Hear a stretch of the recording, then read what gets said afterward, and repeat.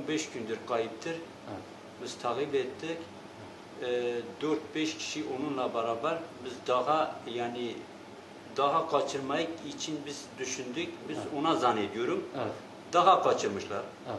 Biz biraz 4-5 kişiyle beraber 4-5 kişiyle beraber daha kaçırmışlar. Biz biraz zannediyorum. Evet. Şüphemiz budur. Evet. Daha kaçırmışlar.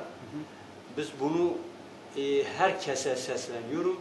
Sayın Başbakanımıza, Abdullah Öcalan'a biz herkese sesleniyoruz. Çocuğumuzu biz geri istiyoruz. Çocuğumuz gelmese biz sonuna kadar biz çocuğumuzu takip ediyoruz. Biz canımızı ortaya bırakıyoruz. Biz çocuğumuzu geri istiyoruz. 17 yaşındadır. Okula gidiyordur. O lise 1'e gidiyordu. Hangi okula gidiyordu? Çepele, çok programlı Çepele.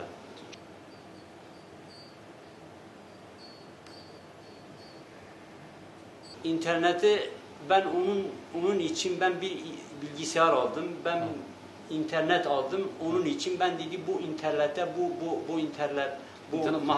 bu mahallede bu internet var ya. Evet. İnternete gitmesin için bu pislik bu çevreden var.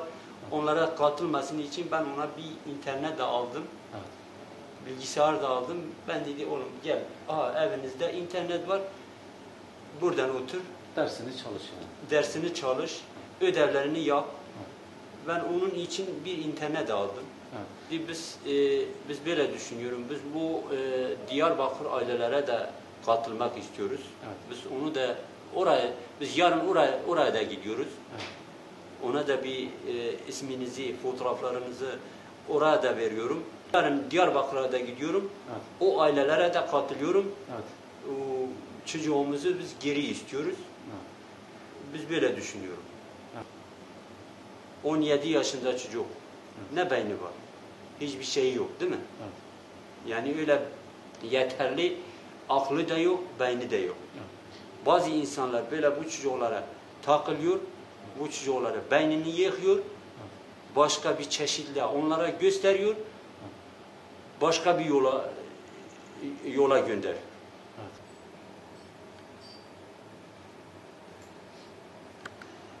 Vicdan olarak, vicdan sahiplerine, biz bütün siyasi partilerine sesleniyorum.